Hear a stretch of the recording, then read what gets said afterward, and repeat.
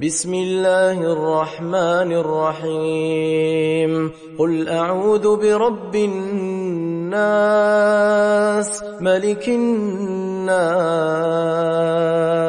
إله الناس من شر الوسواس الخناس الذي يوسوس في صدور الناس من الجنة والناس. Bismillahirrahmanirrahim. Assalamualaikum dan salam sejahtera. Bersama Akak lagi dalam Cengkeh Channel. Hari ini Akak akan kongsikan satu kisah seram, di mana kisah seram ini Akak petik dari sebuah blog. Jadi apa yang seramnya? Jom bersama dengan Akak. Akak doakan agar kita semua dipermudahkan segala urusan, dilimpah ruahkan rezeki dan diberikan kesihatan yang baik, insya-Allah. Amin ya rabbal alamin. Jom bersama dengan Akak.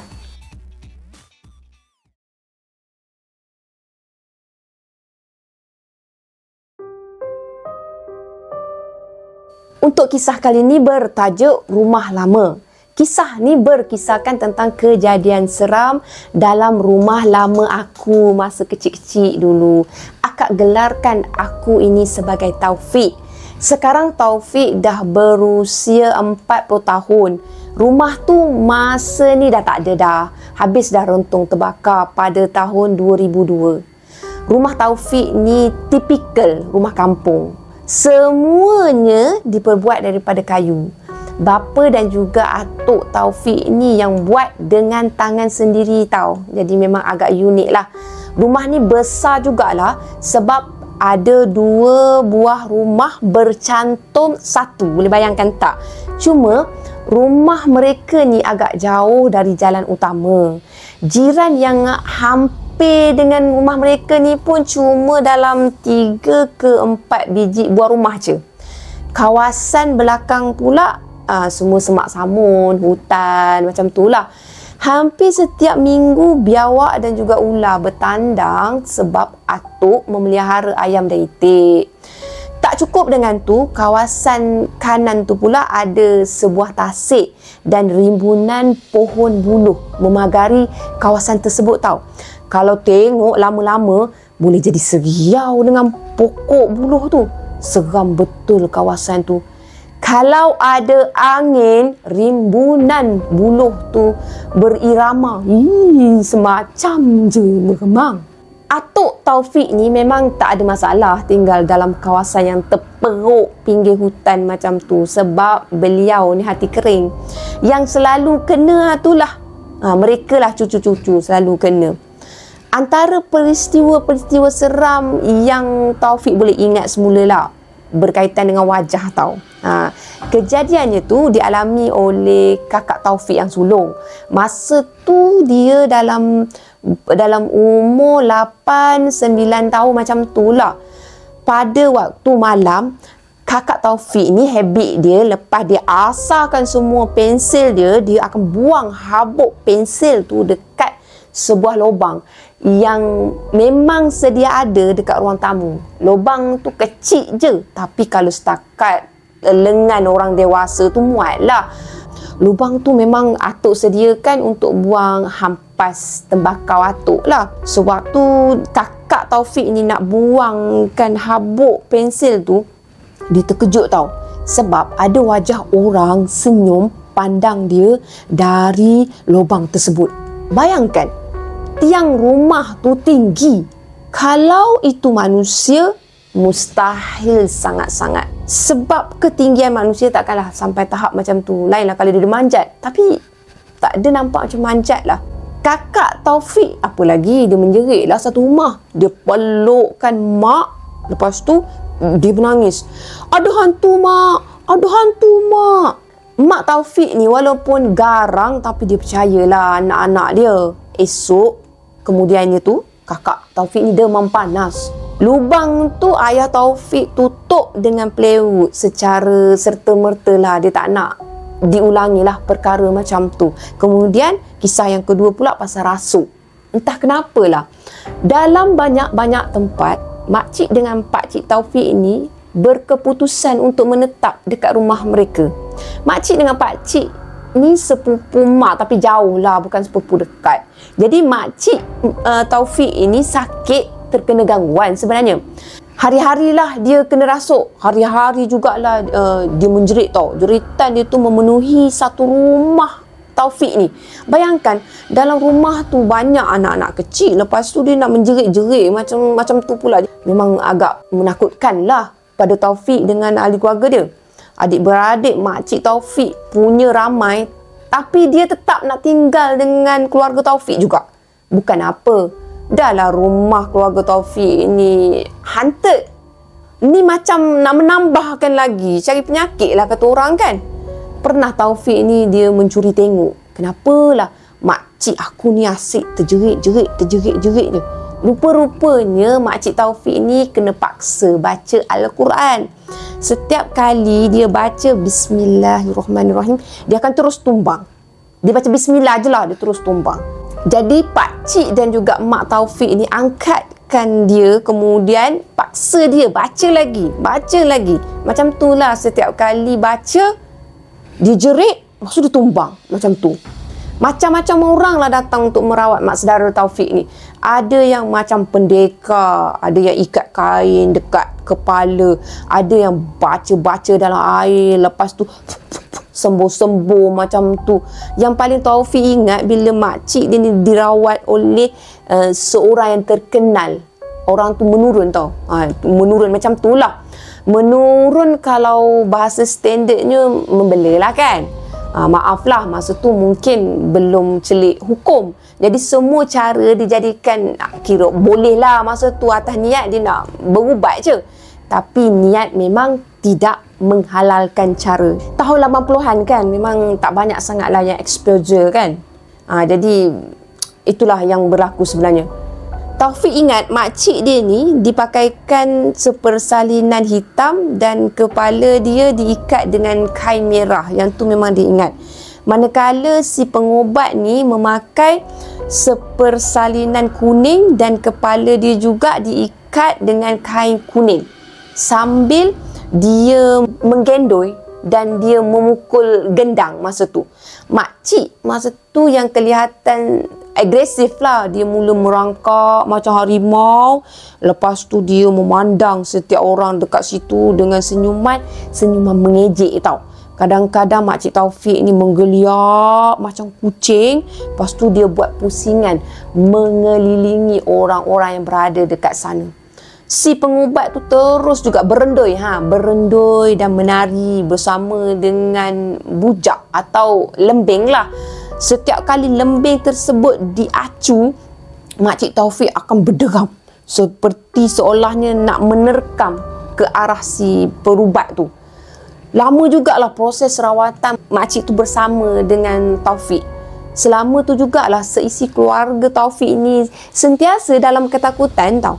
Sudahlah rumah tu di pinggir hutan. Lepas tu makcik pula memang menghantui lah kehidupan mereka time tu. Mereka rasa tak selamat dekat rumah sendiri. Macam, yelah keadaan aman, tiba-tiba datang macam tu, rasa macam ada sesuatu menghantui. Macam tu kan.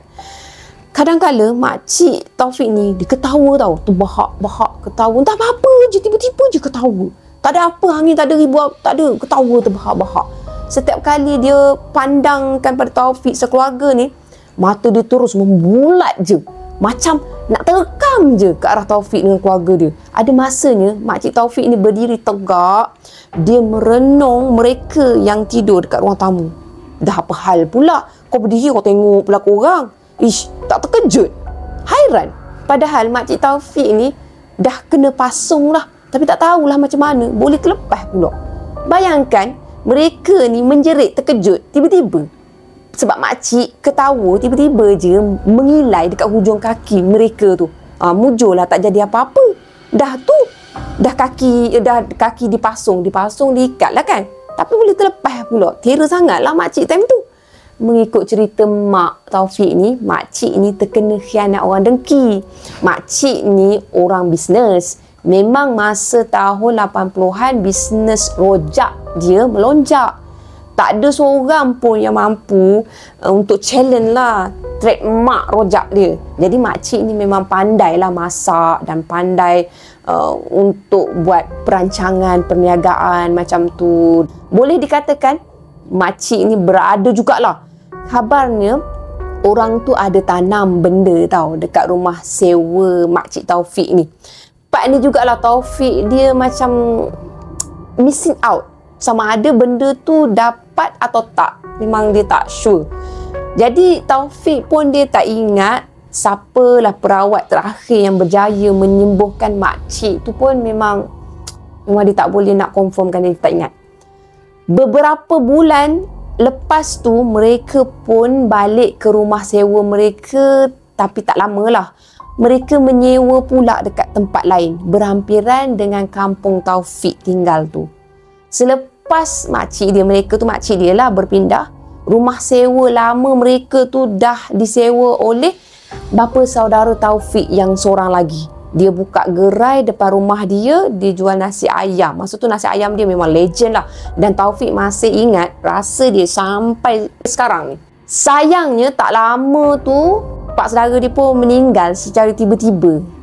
Terkejut jugalah, tiba-tiba dia dapat berita pak saudara meninggal kan. Kebetulan atau tak, itu yang jadi tanda tanya sebenarnya. Rumah tu macam panas lah, ada yang cakap macam tu. Tak lama selepas tu, makcik dengan pakcik Taufik bercerai. Mereka asyik bergaduh aja. Bisnes merosot habis. Jualan dah tak laku dah macam dulu. Anak-anak terbiar macam tu, kesian kan. Jadi memang Taufik dengan family dia simpati, tapi dah tersurat macam tu, dah tak boleh buat apa kan. Lepas je mereka keluar dari rumah Taufik ni, memang macam-macam jenis gangguan lah yang Taufik kena hadapi. Atuk Taufik ni memang tak terkesan, tapi bagi Taufik sekeluarga bagaikan trauma lah untuk mereka. Okey, akak teruskan pula dengan kisah Taufik untuk lelaki tak berbaju. Kali ni makcik Taufik yang dia panggil Bu Inur yang terkena tu, dia ni adik mak Taufik lah. Biasa setiap tahun time raya kan, Bu Inur sekeluarga ni akan menetap selama 2 atau sebulan lah dekat rumah Taufik ni.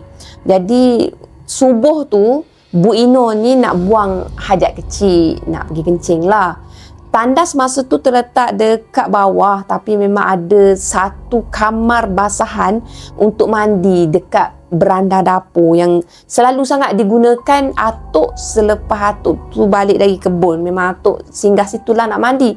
Jadi kamar basahan tu, papan dia jarang-jarang tau. Bukanlah papan yang penuh tutup tu, dia old style lah kan. Bawah tu ada satu longkang besar untuk alirkan air. Jadi Bu Inur ni dia malas nak ke tandas dan dia bercadang lah nak buang hajat dia dekat situ je, dekat kamar tu je. Tapi belum sempat dia nak buat apa-apa, Bu Inur ni dia terkejut bila ada lelaki yang tak berbaju mendongak ke arah Bu Inur ni. Badan lelaki tu hitam legam, yang pastinya lelaki tu tak ada kepala. Itu yang gayatnya tau. Memang tak ada kepala, badan je. Hanya manusia kurang waras dia yang sanggup berdiri stay dekat longkang kumbahan tu. Kalau diikutkan lah, kenapa pula lelaki tu stay kat situ kan. Jadi Bu Inur ni terus pecut masuk ke dalam rumah sambil dia menjerit. Seluruh rumah terbangun tau, kecuali Taufik dengan beberapa orang yang tidur jauh dari dapur lah.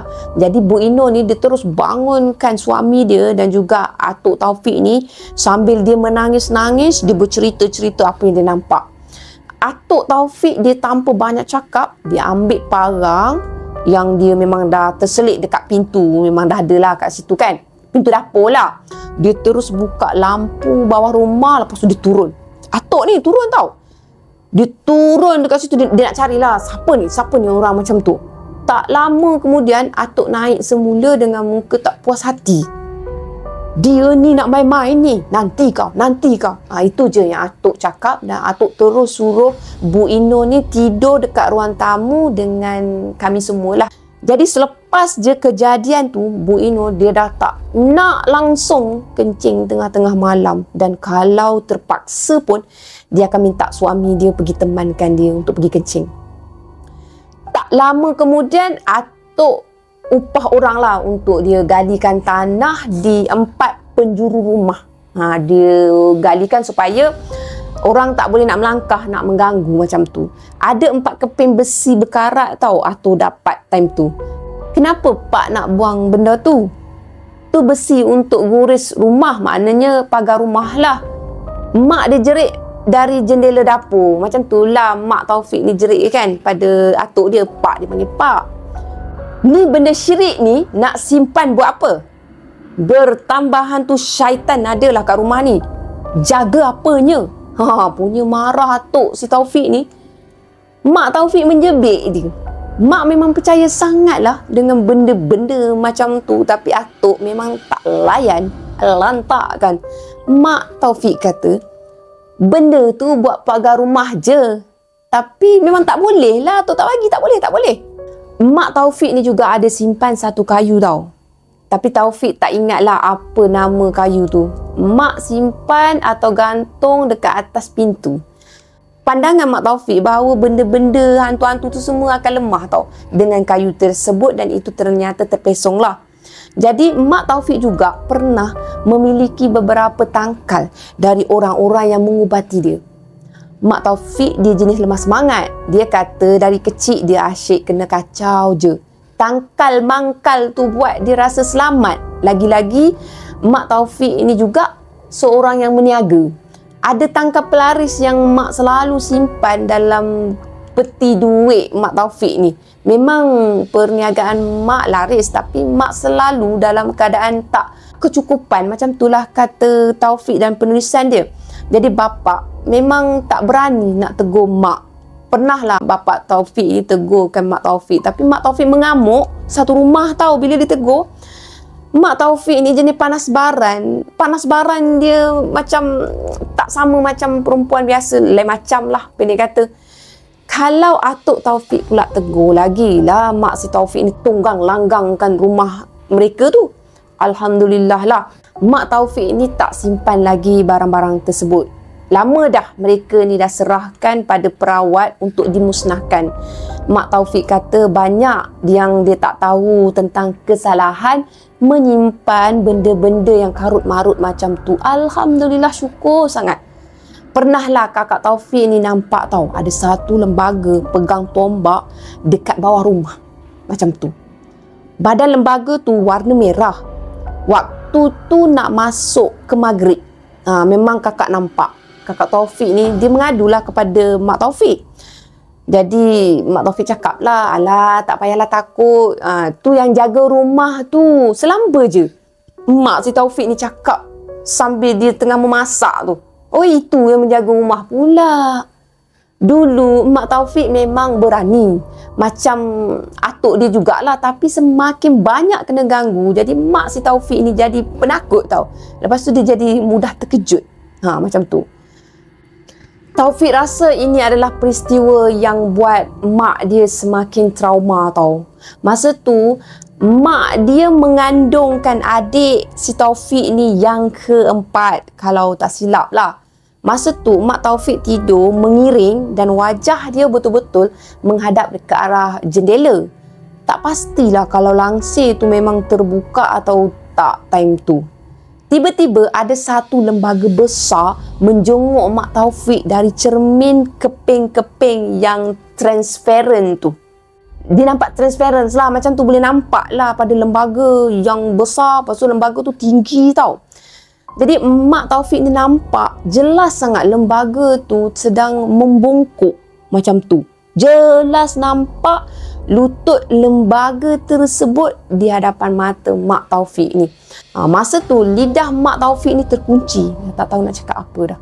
Kakak Taufik yang tidur dekat tepi Mak langsung tak sedar. Mak Taufik cubalah panggil kakak, tapi suara Mak Taufik ni macam dikunci, tak boleh nak keluar. Tak lama lepas tu, dapat jugalah mak si Taufik ni menjerit. Jadi bapa si Taufik ni terus berlari pergi ke bilik bila menyedari bahawa isteri dia dah menjerit. Mak menangis tersedu-sedu time tu. Mak Taufik cakap dia nampak hantu jenguk dia tau, ikut tingkap. Jadi bapa yang kurang percaya dengan perkara yang mistik-mistik macam tu, dia pujukkanlah mak tidurlah balik. Tapi mak terus juga menangis dan menangis dan menangis. Dahlah emosi masa tu mak kan tengah mengandung. Jadi dia tak dapat nak jangka lah emosi orang mengandung ni kan. Naik turun, berombak tidak macam tu. Sudahnya balik-balik bapa si Taufik jugalah yang kena marah. Balik-balik dia nak pujuk, dia juga yang kena marah. Kisahnya berpusing dekat bapa si Taufik juga. Jadi Taufik rasa sejak tu mak dia kena anxiety tau. Anxiety attack. Dia sensitif dengan sebarang bunyi. Selalu jugalah mak si Taufik ni cakap ada benda cakar dinding. Tapi bapa dia cakap itu kucing. Bila dia adukan pada suami, itu kucing katanya bapa ni. Tinggi jugalah kucing tu panjat ya, sampai siling, katakan si emak Taufik ni pada bapa Taufik. Bapa Taufik ni jenis yang semua hal semua matter lah. Sebenarnya bapa Taufik ni memang tak nak terlalu ambil kisah tentang hal yang macam tu. Kalau bapa si Taufik ni pun sama juga, jenis takut, jenis ambil pot benda macam tu, apa nak jadi kan? Jadi balance lah dengan sikap bapa Taufik ni. Dia ignore je lah benda macam tu. Kadang-kadang mak si Taufik ni nampak kelibat yang bermacam-macam. Lepas tu mimpi yang pelik-pelik tau. Tubuh dia selalu ada lebam. Tapi macam selalu juga mak Taufik selalu jumpa perawat yang salah. Bila dia nak rujukkan tentang perkara yang berlaku pada diri mak Taufik ni, ternyata dia selalu pergi kepada orang yang salah. Jadi gangguan tu tak hilang pun, malah makin bertambah adalah. Itulah yang menggusarkan kepada Taufik sekeluarga. Kesian tau mak Taufik. Tapi masa tu memang susah sebenarnya nak cari perawat yang betul-betul buat rawatan ikut ajaran Islam. Kalau kita dengarkan daripada rakan kita kata orang ni boleh berubat macam ni, tapi ketanyalah dia berubat dengan cara macam mana, cara Islam. Sedangkan masa tu kan lebih ramai yang menuju kepada bomo. Jadi memang sukarlah untuk mereka ni betul-betul pergi kepada orang yang betul macam tu. Pernah juga Taufik ni dia terjumpa dengan sebuah buku kecil tau, macam buku 55 tu. Perasan tak?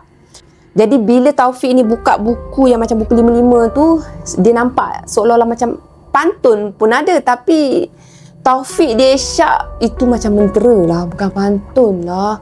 Kan dia ada bunyi-bunyi ala-ala pantun, tapi bukan. Taufik yakin dia memang syak tu mentera. Semua perkataan yang tertulis tu pelik-pelik, tapi diakhiri dengan kalimah Muhammad ya Rasulullah. Muhammad Rasulullah. Macam tu lah. Kalau kita terjumpa kan, kita kena rujuk balik semula lah. Kita kena pastikan sama doa tu betul lah atau tak. Macam tu lah. Jadi mak Taufik kata tu doa untuk mandi. Ada juga doa bila nak pakai bedak supaya wajah sentiasa bercahaya. Jadi mak Taufik ni kata maklum dia yang ajar.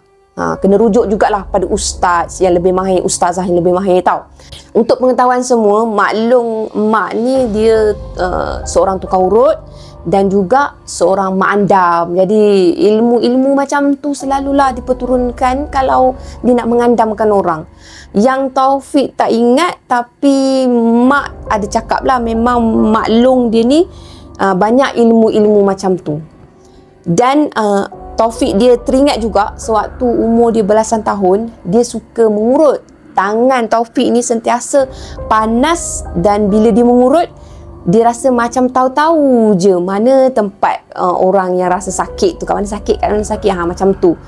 Dia naturally suka mengurut, tapi satu hari tu mak dia pernah turunkan dia satu bacaan tau. Memang sumpah urut mak gelarkan. Macam tu lah, seingat dia lah. Tapi memang diperturunkan lah. Ya Allah, terkejut Taufik bila dia dengar mentera dalam tu. Jadi Taufik ni dia tak jadi tau nak sebut apa yang diturunkan tu. Dia rasa something yang tak kena lah dengan mentera tu. Dalam hati dia terdetik, Ini dah macam bercanggah sangat dah ni dengan agama kita ni.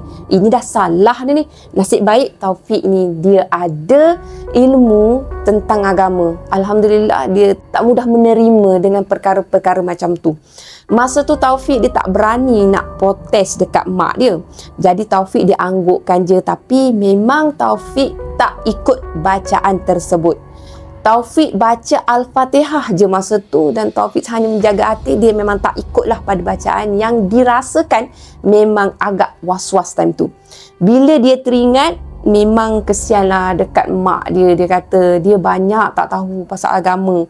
Jadi dia kata dia tak pernah pergi sekolah agama, solat pun dia banyak sangat miss. Senang cerita, mak Taufik ni tak terdedah kepada ilmu agama. Jadi that's why lah banyak perkara yang dia tak boleh nak berfikir secara rasional. Sama ada perkara tersebut dibolehkan dalam agama ataupun tidak.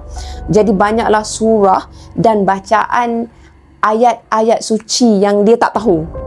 Atuk Taufik bukannya tak ajar mak dia ni, tapi mak dan atuk ni asyik clash tau.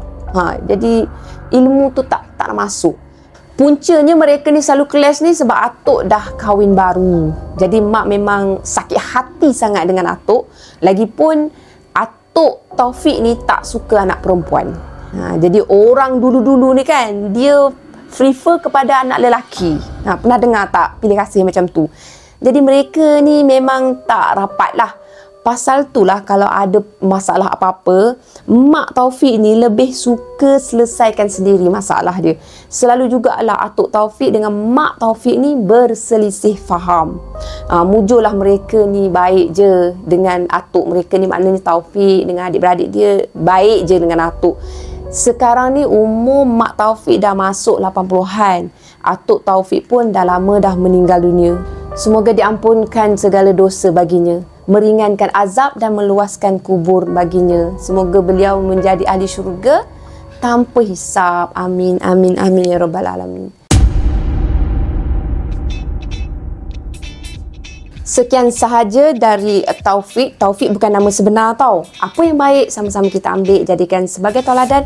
Apa yang buruk sama-sama kita ambil jadikan sebagai sempadan. Moral daripada kisah ini, kita perbanyakkan amal ibadah kita dan juga ilmu agama untuk kita perkukuhkan iman kita, insya-Allah. Terima kasih kepada semua kerana sudi mendengar dari awal sampai akhir. Baik korang, Assalamualaikum. Jangan lupa like, share dan subscribe. Bye.